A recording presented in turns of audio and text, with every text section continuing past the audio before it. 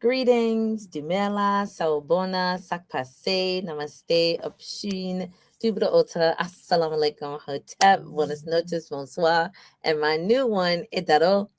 All right, welcome everyone. Welcome to Learn to Grow You. Welcome to the Doriel Show, where I plant seeds to help you grow. I look forward to chatting with you again this evening. This is our third in the series of working with Sister Mia James, who's the author of Think, Learn, and Feel Rich. We have spent the last uh, let's say March 4th and then March 18th, and today is March 25th. And so we look forward to having this great conversation with her and getting the rest of our coins together. If you do not have your book, you can definitely check the feed and you'll get the code in order to access your book. But let us not waste any more time. And of course, this is a combination of my show, Doriel Show, as well as Ncnwflatbush with our Economics and Entrepreneurship Committee, us trying to make sure that as Black women and women who take care of their families in its grand sense, nuclear, extended, however, communal, that we make sure that we do it with some financial integrity. So let me bring on Sister Mia. Hello, everyone. Good evening, Doriel. Thanks for having me again. Welcome, welcome. We're very excited to finish this up. We have got to get these coins together. I'm excited. I'm excited because as we wrap up Women's History Month, right? Because we are empowering women to be amazing with their finances and confident CFOs. But we are also right on the heels of Financial Literacy Month, which starts April 1st. So this work is going hand in hand.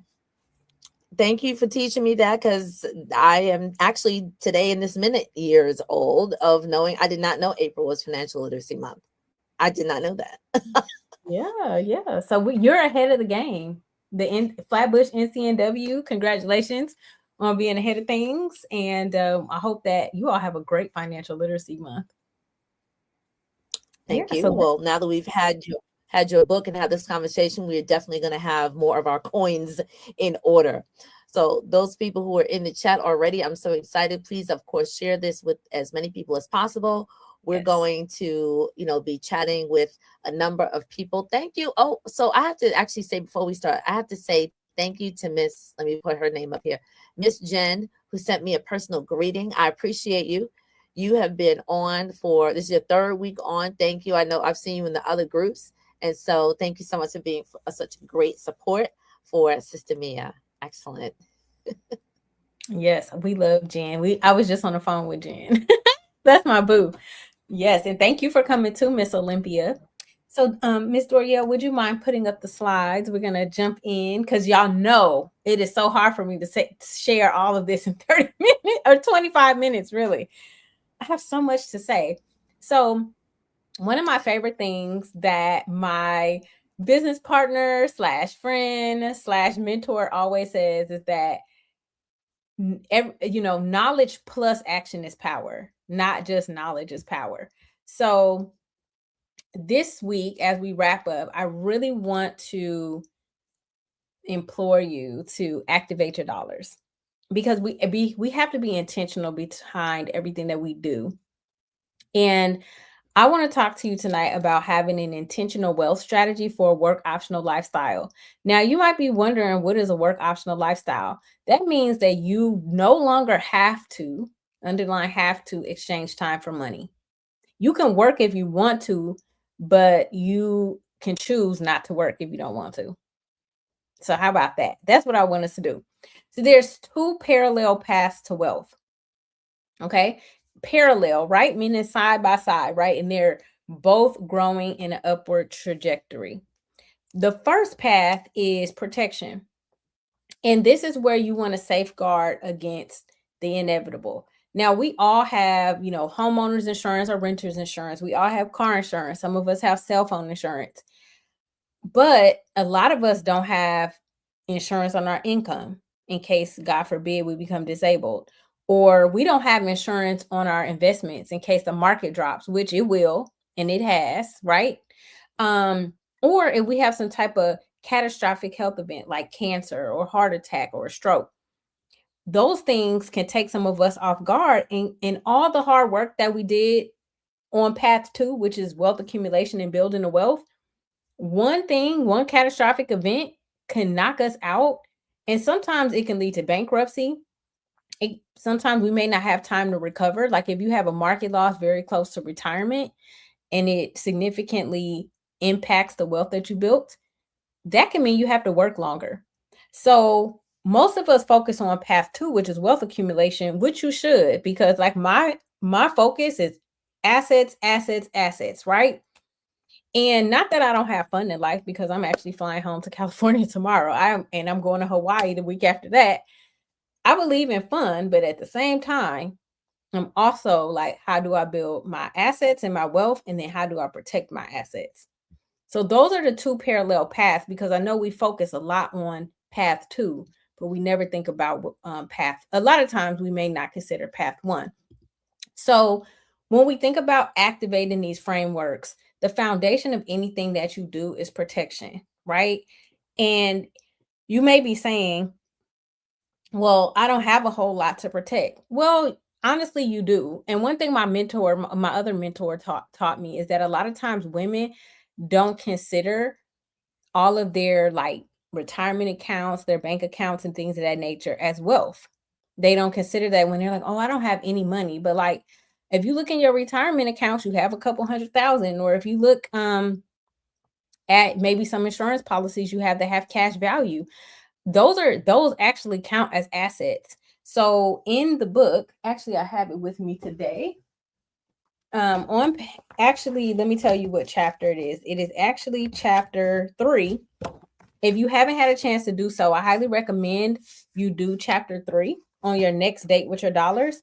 And I want you to take inventory of the assets that you have. And those are the assets that you want to protect, right? You want to protect them from too much loss and volatility.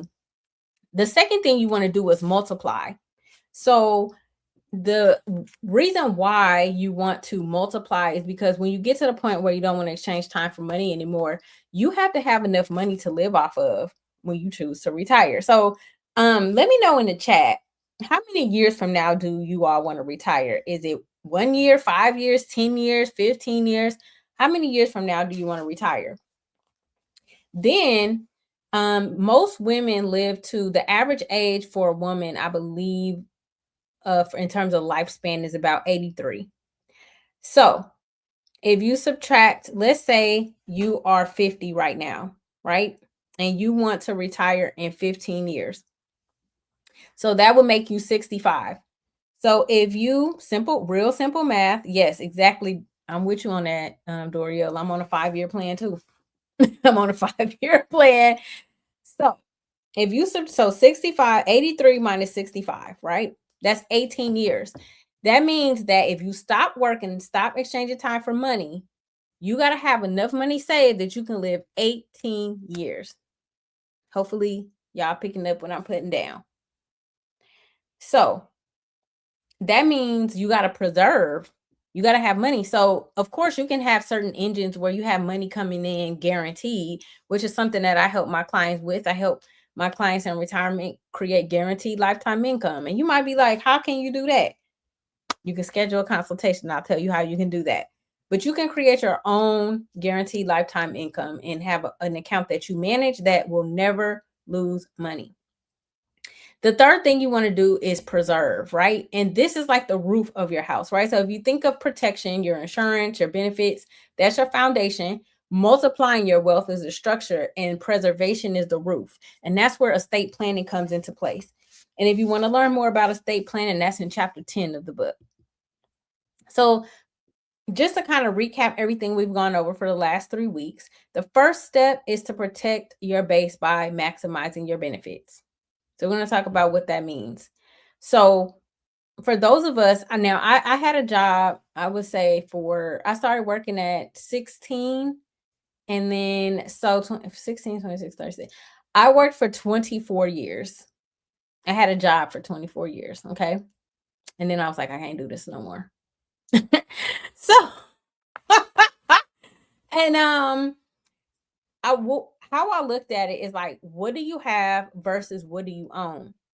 So, you know, some people come to me and they're like, oh, well, I have insurance through work. I have these benefits through work. But one thing I want you to do, and it has some more questions for you on chapter 8.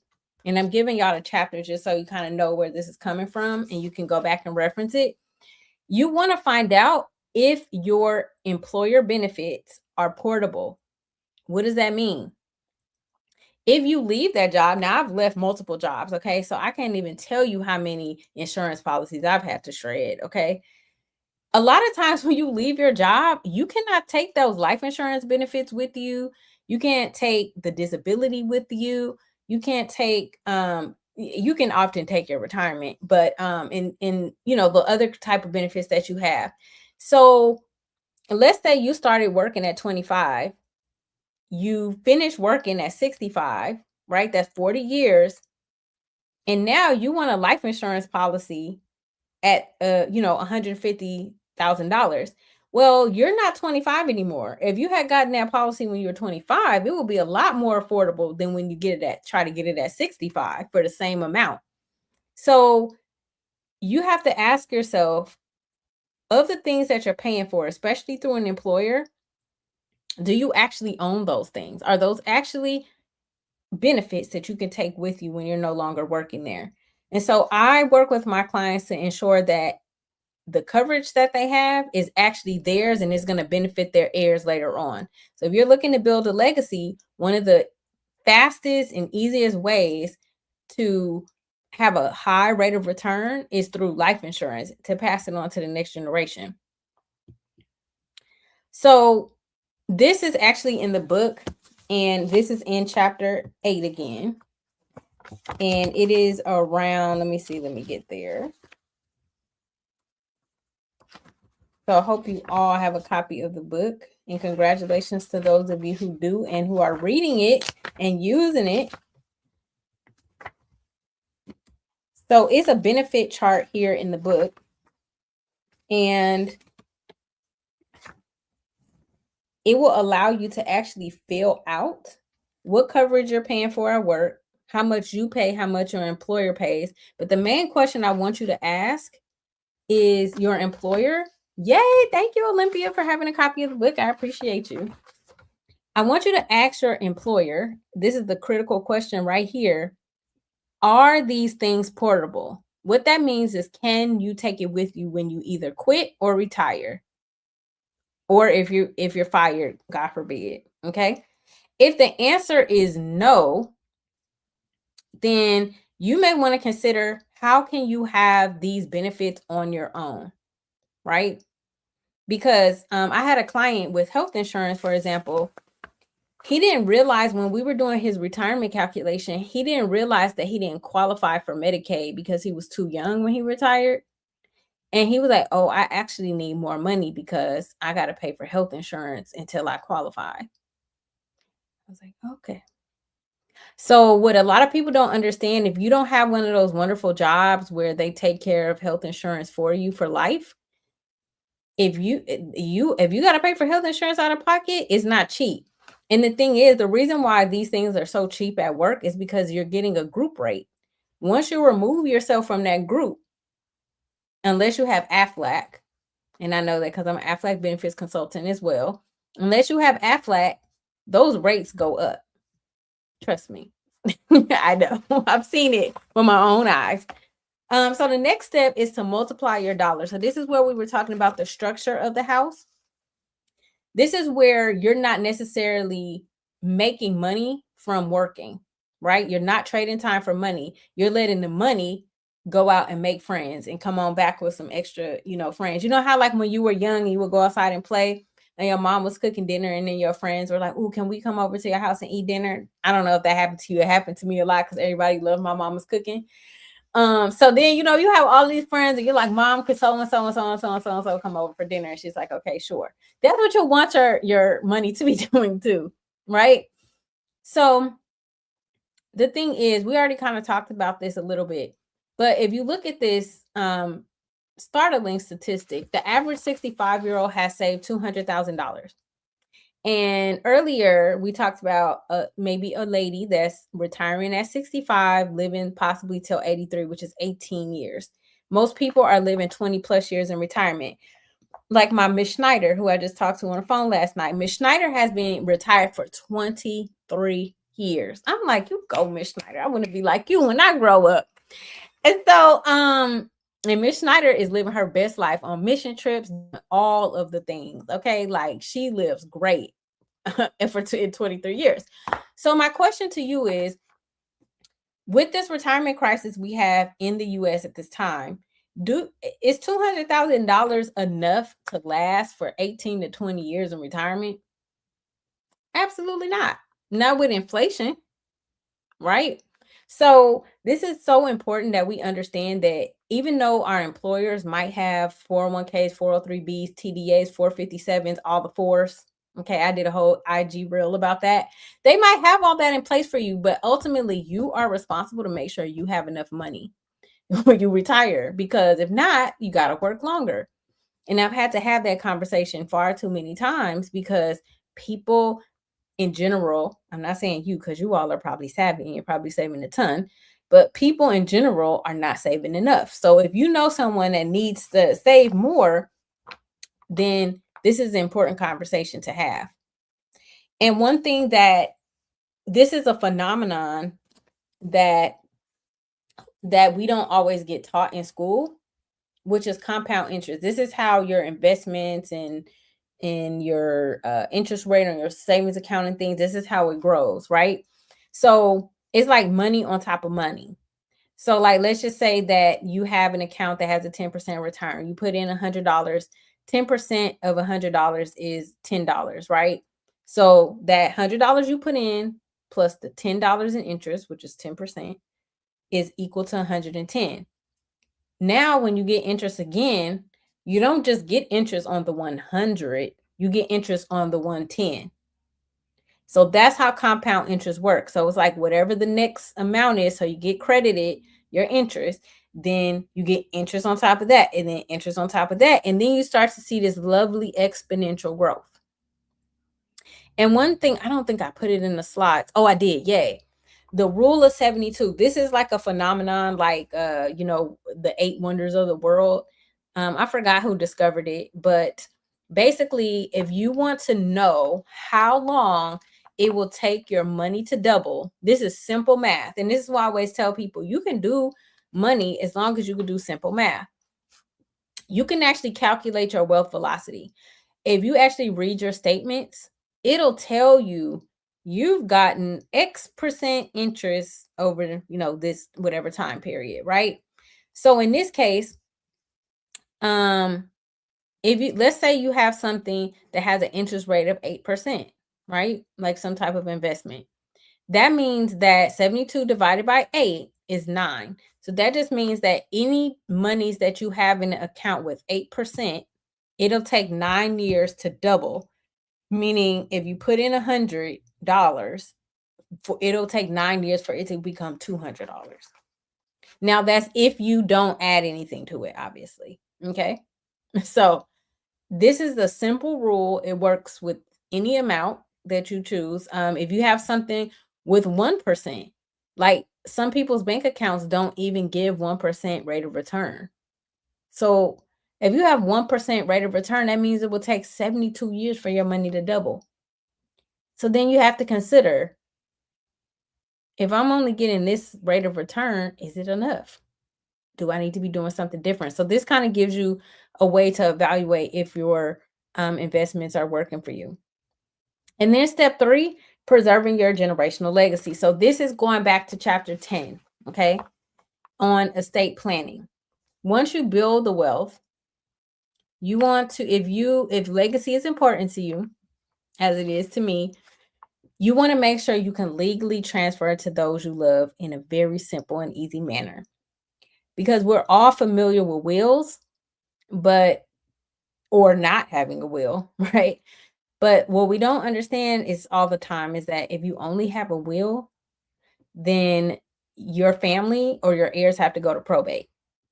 And that means time. Average probate is 2 years, and that means attorney's fees. which then drains your assets. Yep, that's right, Keisha. We are responsible for paying for our life before retirement. Like once you hit that adulthood, you just need to be responsible. Yep. So I'm disclosure here, I am not an estate planning attorney. I do partner with an estate planning firm. And I do have an estate plan. So for my personal self. So I just want to share a little bit about the ecosystem. So we just talked about wills, right? A will is basically your wishes, right? If you want to keep it simple, how you want your assets distributed. And as it says here, it's subject to probate. A trust bypasses probate. That means that your family doesn't have to go through probate. Now, there are rare occasions when it can be contested, but I mean, that's very extreme. Okay. But all you like in my trust, it says, I had my trust before I was married. It says, I, Mia Bradford, upon my death, this is what I wish to happen. I have an executor, right? This is the person who I've deemed responsible to make sure everything happens that I've requested to happen. And then I have a power of attorney, a financial power of attorney who's my prayer partner. She's a financial planner. And I have a health proxy, so somebody who can make decisions on my behalf if I'm incapacitated, because these things can happen. This is super, super important. Oh, thank you so much, Doriel. Luca Pacchiolis. And then Keisha asks, when should a person get in the state? So if you have any assets that don't have beneficiaries, or you have multiple children, or you have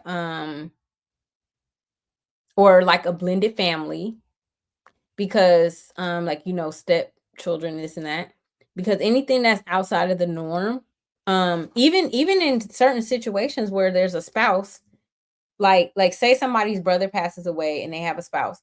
I just heard a story about the husband, he died, his siblings tried to come after the house and take it from his wife. Now, if he had a trust, she wouldn't have to worry about that. Or if she was on the deed. So these are like things, like I know it's like, oh, I don't feel like dealing with this. I have so much going on. But these are the things, that's why my business is called Beyond the Busyness. We got to stop being so busy and take care of the main thing. We got to make the main thing the main thing. And Keisha, if the person dies before I do, then it's my responsibility to change them on my trust. So that's why, like, I do planning meetings every year. Like I have a financial planner, even though I'm a financial professional myself. I have accountability, right? Because I don't want, you sometimes you're too close to a situation. So it's better to have, extra eyes. And I will challenge them sometime. I'm like, no, I don't want this, because I know enough, but I still want to have accountability and structure there. The other thing is important too, to have your ancillary documents, especially if you have children that are going off to college, because technically they're adults. And if let's say, God forbid, like I know a lot of parents are getting ancillary documents for their 18, 19, 20-year-olds, because if something happens to them and they go into the hospital and you need to be able to make decisions on their behalf, you got to start signing papers and this and that, because they're adults at that point. Even I had a friend, she was getting her son life insurance, and she couldn't access, once he hit 18, she no longer had access to his medical records. He had to go in to the portal and get them and send them to me. So these are things that we have to start thinking about. Even though our children may be adults in age, they may not necessarily be adult, in maturity level. So that's why guardianship papers are so important. And then I kind of already talked about this. What happens with only having a will, what happens, that's okay, Jen. What happens with a trust, you can bypass the probate, immediate transfer. You have a lot more control with the trust. So let me wrap up. Oh my gosh, I'm like always, you guys, I am so sorry. I just have a lot to say about these topics. This also answers your question too, Keisha. I've been told by an attorney that, if you have 150K plus in assets, that especially those that don't have a beneficiary, you may want to have a trust. Yes, all of this is in the book. This is all directly from the book. So this, but it's not necessarily framed in this way. You know, it's a little more detailed. This is a nice summary of everything. So this is the intentional wealth blueprint: protect, multiply, preserve. If I can sum up, when I say think, learn, and feel rich, thinking is the mindset. If we think like wealthy people, we act like wealthy people, right? We learn the techniques that wealthy people do and put into place. And then we begin to feel and embody wealth. And wealth is obviously not just money. Okay. You know, wealth is your relationships, your health, all of that. But this is from the wealth standpoint of how you become intentional about building and protecting your wealth. And even if you have $50, you know, that is something that somebody else may not have. So always never despise small beginnings. Welcome, Kathleen. So just to kind of wrap up, here's your life work, not homework, life work for the week. Audit your workplace benefits. That's chapter 8, I believe. Calculate your retirement gap. And the retirement is on chapter 9.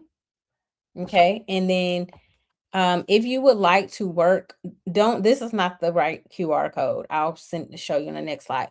But if you would like to get a complimentary will and trust consultation, you can use this. Where is it? Here. This QR code here, and you can set that up, and I can get you in touch with an estate planning attorney. Or if you need any life insurance, guaranteed lifetime income, or tax-free retirement planning, you can also schedule a complimentary consultation. So this is my contact information here. And you can get a copy of the book through thinklearnandfeelrich.com. Or Doriel has a special link actually. And let me see if I can get that for you. Let's see. Kathleen says everyone needs a medical power of attorney, so you have a spokesperson. Yep, I agree with that, Kathleen. Because if you're in a coma, you cannot speak for yourself. Like, that's one of the first things. Durable power, DPA is durable power of attorney, for anyone who is not familiar with that acronym. Yes, you absolutely. I have all of the things, and please be responsible, because when people are grieving, it's really hard for them to make good decisions. So if you take that burden off of them by having these things set up, like I have a friend, he was like so hurt because his sister didn't have something in place, and he had to be the one to say pull the plug, and he didn't want that responsibility. Like, you got to realize, like, if we don't take care of our business, then we put our family members in very precarious situations, and I'm sure that's not what we really truly want. So we got to get beyond the busyness, and we have to take care of business. So let me get Doriel's link. Doriel, do you have it handy? Or let me see, hold on. I think the link that I had was the first one. Okay. And I don't remember if that was the same the one that we needed to use. Okay, hang on. I'll get it for everyone while we're doing that.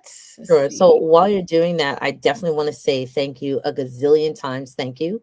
And these 3 videos of just about 30 minutes each should be enough to whet, WHET, the appetite of people, and get them started on, if they are just starting out the gate, to get their coins in order. I definitely, as we said in episode 1 or session 1, that I have my own date with my dollars. That I've had that for many years, because a lot of my payments come out towards the end of the month. So I sit and I do those manually, because I also want to make sure that I know, what's there and what needs to be there and what needs to go out. So that's my personal date with my dollars. And I've said to people, I don't know if you'll be able to see it when I talk about this work, I say, get a book. So I keep, whenever time I was advertising this, I say, get you a book that you can write this information down, so that people know, hey, this is the information that my family, whether it's my child, my spouse, my partner, my parent, where they have all their numbers, all their codes, whatever. It's in one place so people don't have to dig. So I've done those two things. I have my dollars. I have my book. I've definitely been going through some of the acronyms, and some of the QR codes within the book in order to open up the spreadsheet, because I want to be more financially astute. And I also want to talk to other people about the same information. So I've definitely been sharing this and having some really great conversations about this. So I'm going to go back on mute. I know you have to wrap up, and I'm going to post up some of these comments. Awesome. Thank you so much, Doriel, for this amazing opportunity to share with your community. I love talking about this. As you all can see, I have a lot to say because I'm so passionate about this generation doing things in a way that creates ease, wealth, and legacy for, this next generation. So I just want to leave this wealth maintenance routine with everyone. Making sure you have a weekly date with your dollars. And again, go in with compassion for yourself, never shame, right? I know I have so many people that say they feel shame or anxious or what have you. All you're doing is collecting information. That's how I want you to look at it. This is my starting point. I'm making some different decisions. I need to do something different. And you make that decision. And then have a quarterly review, right? Reward yourself. See how far you've come. Maybe you started saving, even if it's, like I said, don't despise small beginnings. If it's $25 a month, and then by the end of the quarter, you have 75, celebrate that. Now, I'm not saying touch the $75, but still celebrate that you got $75, Don't whatever spend it 25. is. Right. You know what I mean? Like, maybe treat yourself to some Starbucks. But that's what I will say, is that everybody has a day one, even when it comes to finances, and we all were not taught. It's not like we all had, financial literacy 101 growing up. Some of us had to wing it and figure it out, but it's doable. It's just like with anything in life. When we had our bikes, we started with training wheels, then one training wheel, then no training wheels. That's how you got to treat your finances in some cases. And some of you might be thriving with your money, and now you want to up level. So it's just another learning curve that you have. So I just want to remind you that whatever we don't manage, we don't maintain. And so please make sure that you maintain the gift that God has given you. So thank you, Doriel. It's been fun.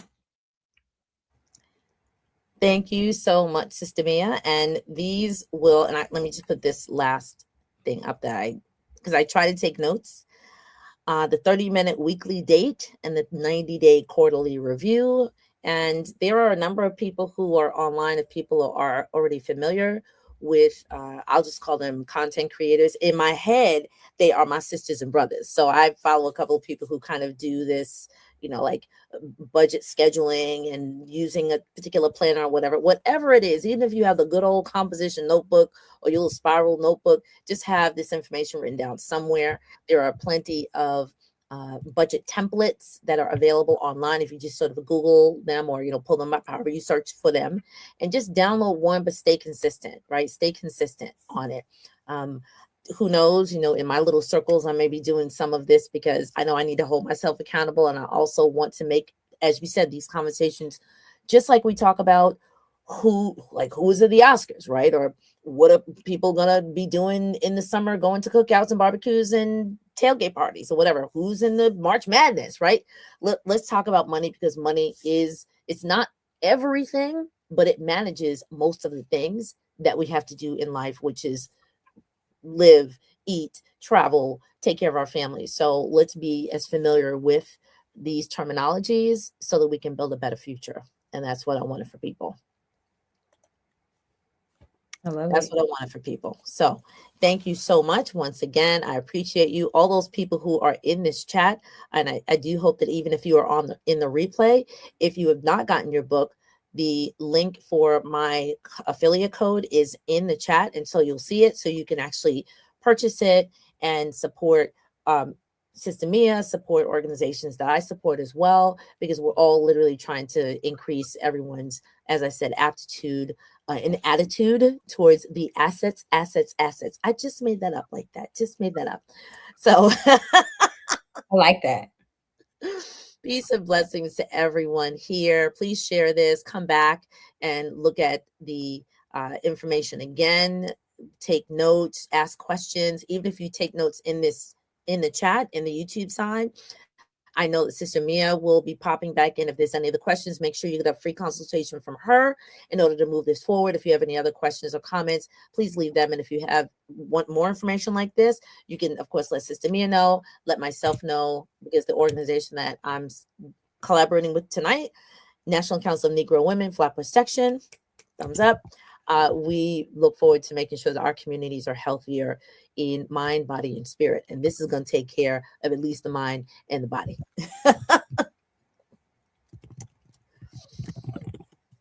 All right. So everyone, thank you so much. Thank you so much. Who is this? Oh, wait, let me just, we got some people here. Greetings, Brother Dwayne.